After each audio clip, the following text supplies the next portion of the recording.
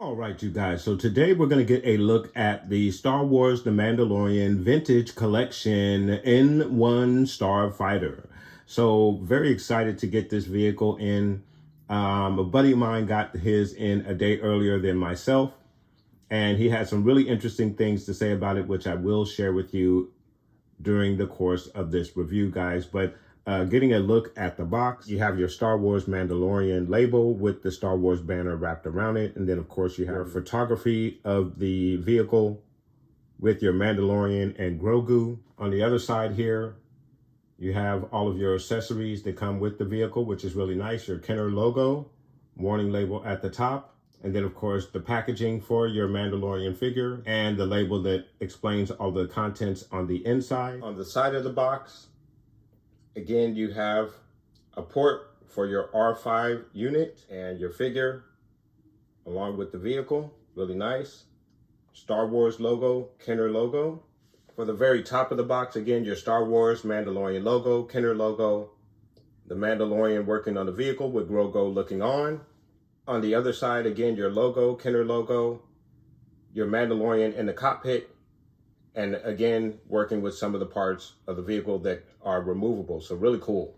And then for the top part of your box, again, your logo and illustration, again, of the Mandalorian working on the vehicle. The bottom side has all of your readables. And now again, we are back around to the front. So guys, we're gonna open this thing up, get a look at the contents and the vehicle. There is some assembly that is required with the vehicle, so we'll get all of that done. And then of course, we'll get a look at the vehicle, all of the detail, the accessories, and a diorama of the vehicle. And then also a comparison to the Razor Crest that was done through the HasLab fundraiser program.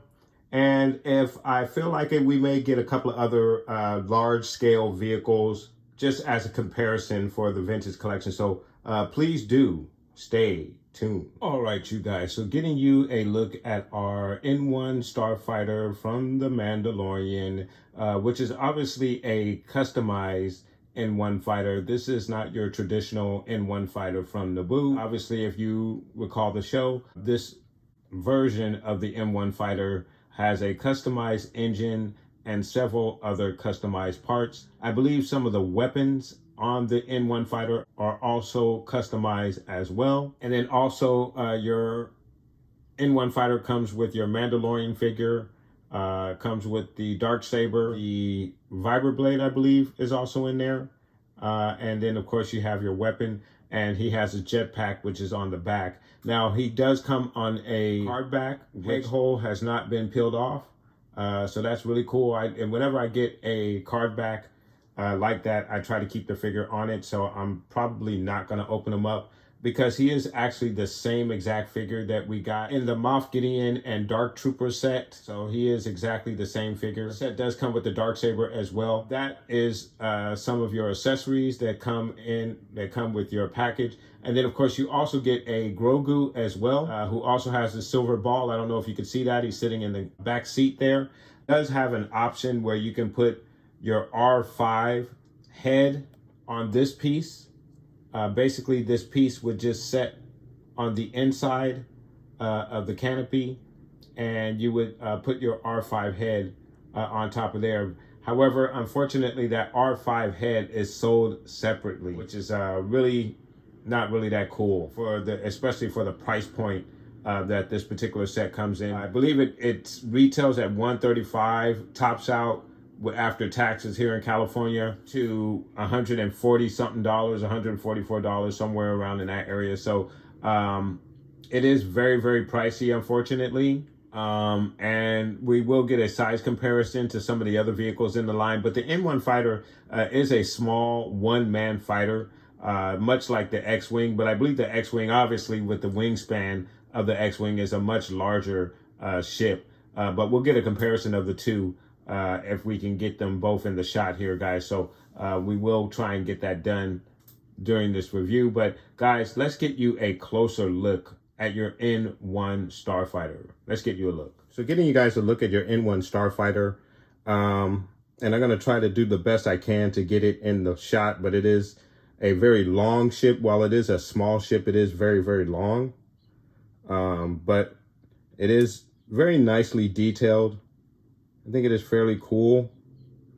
You can see the engine parts there through some of the sections. You have this piece that is removable as well. I thought there was a second piece to cover this engine. It displays that in the instructions, but I didn't get that piece. And like I said, it also mentions that you can put an R5 head back there on the canopy with your where your Grogu is, and you can sit Grogu up with the Mandalorian like they did in season 3. But again, that R5 head is sold separately, so that's unfortunate there.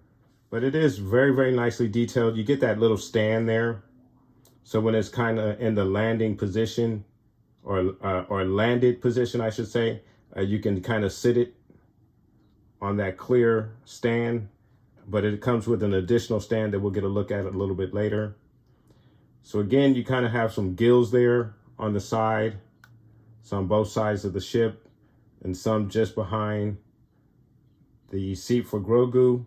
Again, you have your Grogu there. He is not articulated. Again, he has a silver ball, and that is his seat. So that's really, really cool. And then you have the tail section, like a stingray kind of, which is really nice. Underneath, you have some really cool weathering with the jet engine underneath, which is, I believe, the third engine for this vehicle, which is really nice. And again, you get some really, really cool weathering to make it look like the engine has been burned for long periods of time. And you know, when you get that little discoloration, when metal is burned over a period of time, it kind of gets that purplish gold look, which they've captured pretty nicely there on the back of the ship. So that's very, very nice. And then you get some similar weathering on the engines, the two engines on the front. And, but of course, those are plastic, or a different type of plastic than what's underneath. So the color isn't as vibrant as it is on the engine that's underneath, but still a very cool weathering effect that they provide you there for both engines there. So that's really, really cool. Then of course you have your hot rod engine, which is really nice. It's a separate piece that comes off that you could just simply place on the top, which is really nice. Under each engine, you get these pieces, which I believe are missiles, which is part of the customization of the vehicle. And again, you have those underneath both engines, which is really nice. Your canopy slides forward. So your canopy slides forward so you can insert your figure. You have your panel on the inside of the cockpit for your Mandalorian. Trying to get you guys the best look I can, which has the blue backdrop on the instruments, just like we saw in the Mandalorian. So that's a really, really nice touch and attention to detail for your vehicle.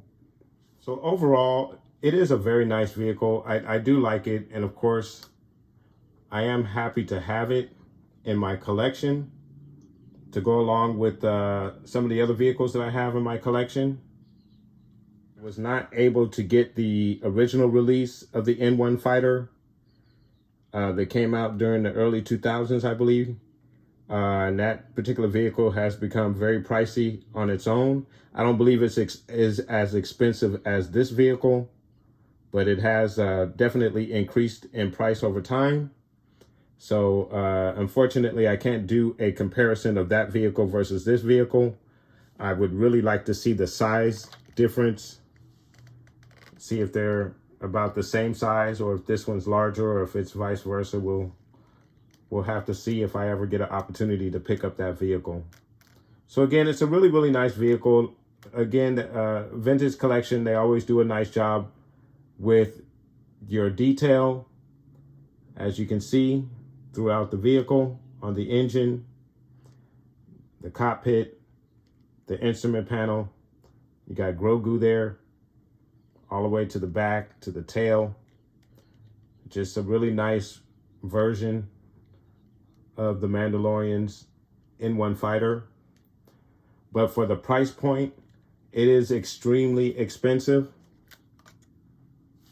And I mean, you got to be a hardcore collector like myself to actually get any value out of this.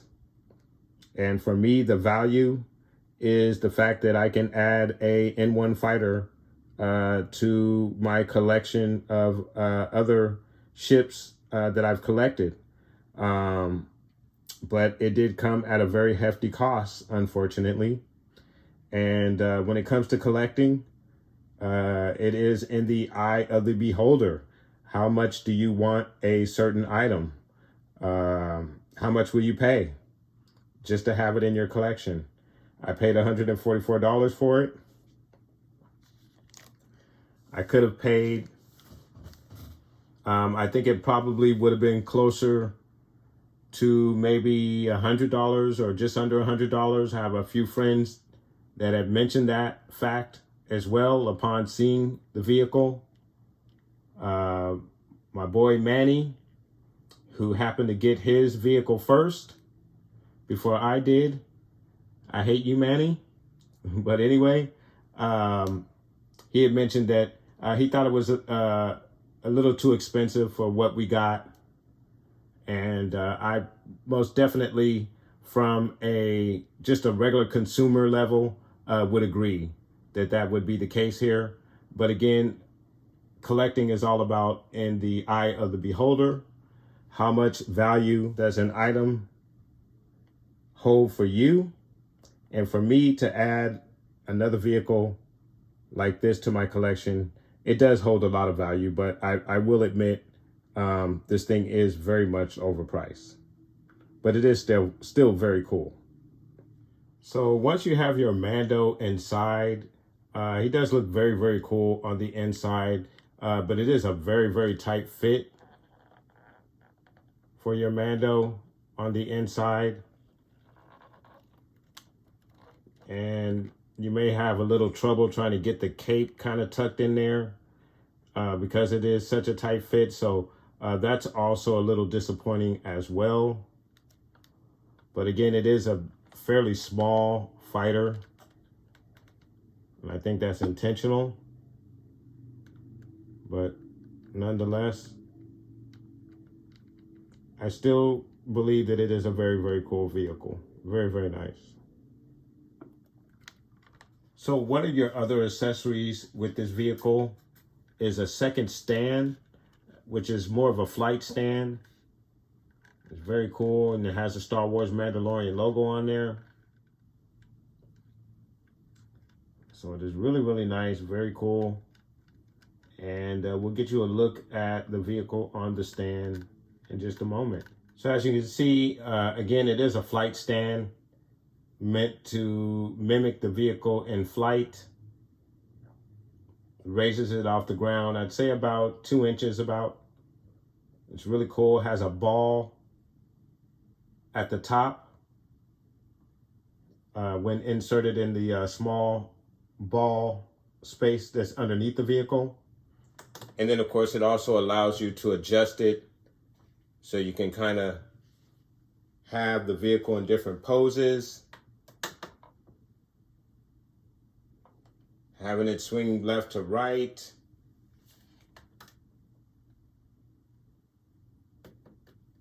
In a dive position if you want to do that.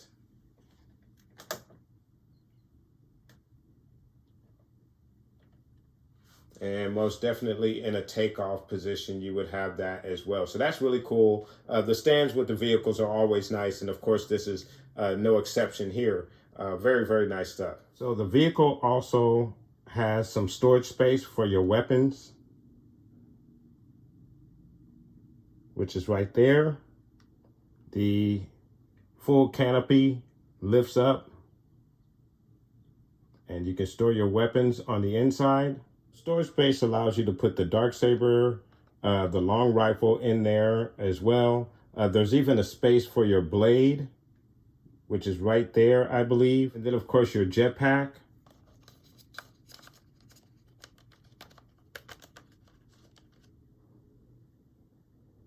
Your jetpack would fit over everything else on the inside. And then you would simply just close the canopy back. And you have a nice fit for your storage for your weapon. So really, really cool stuff. Very, very nice. Putting your figure on the inside would be best by pulling up the canopy as opposed to just sliding the glass forward. Allows you to get that figure in there a whole lot better. So really, really cool. Very nice. And very good storage space for your vehicle. Very nice. All right, you guys, so I wanted to get you a comparison to the Razor Crest with this vehicle. So let's go ahead and pull the Razor Crest out. Now, the Razor Crest is a HasLab project. This one is a regular release project.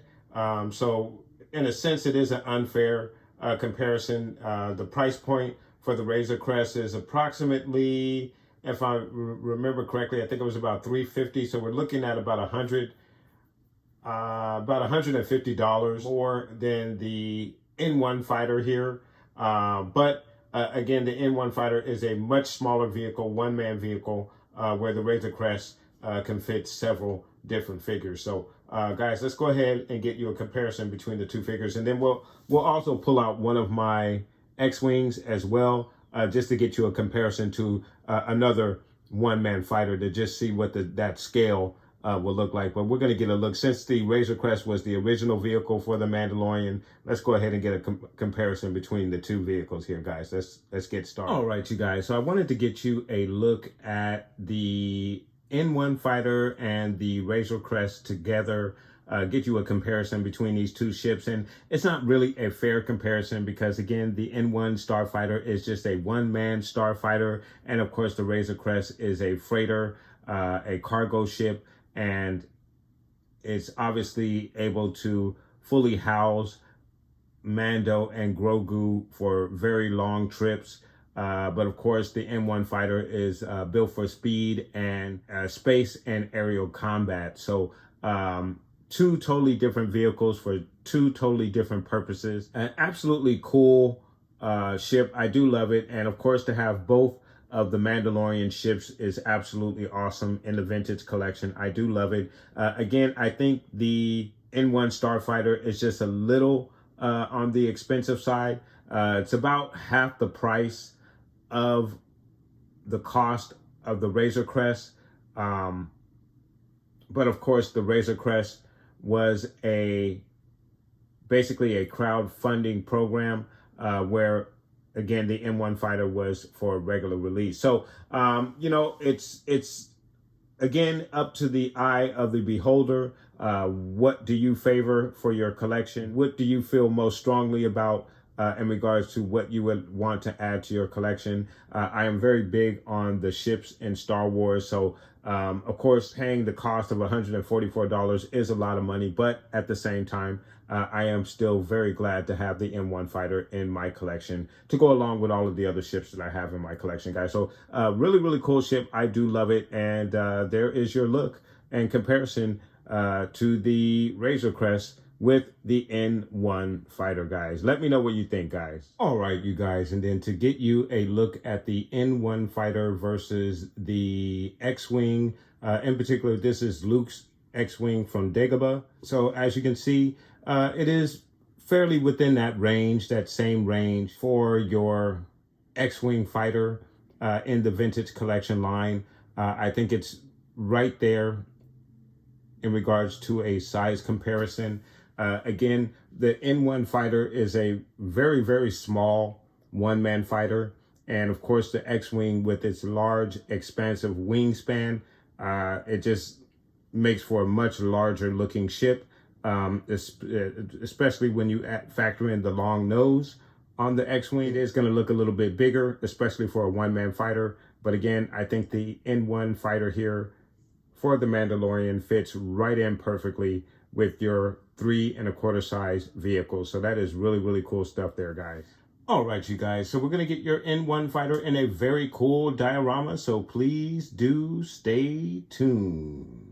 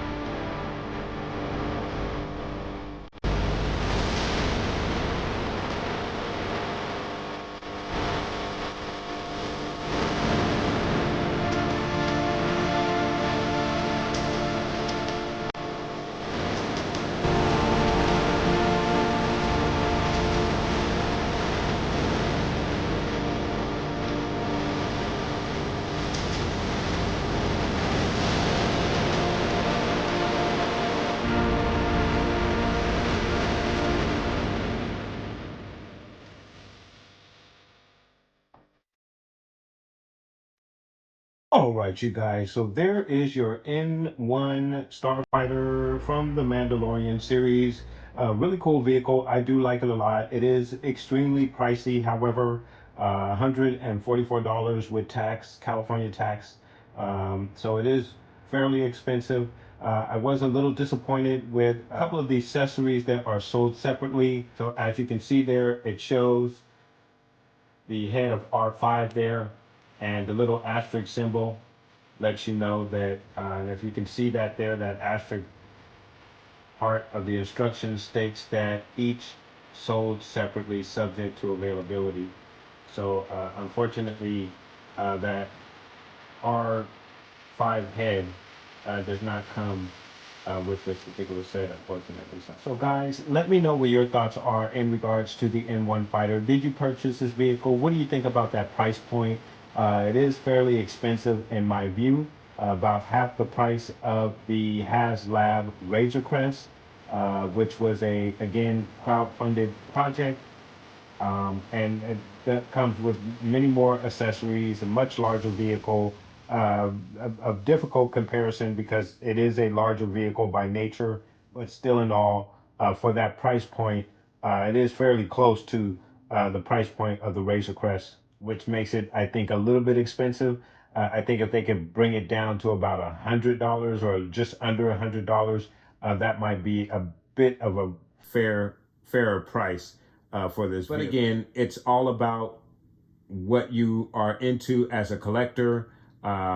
If you value vehicles like I do, then you'll be happy to have this vehicle in your collection. If you're someone who rarely gets into the vehicles, and you got excited for this particular vehicle and picked it up, you might be just a little bit disappointed, guys. But let me know what your thoughts are. Put those comments down below. And I want to thank you guys so much for watching.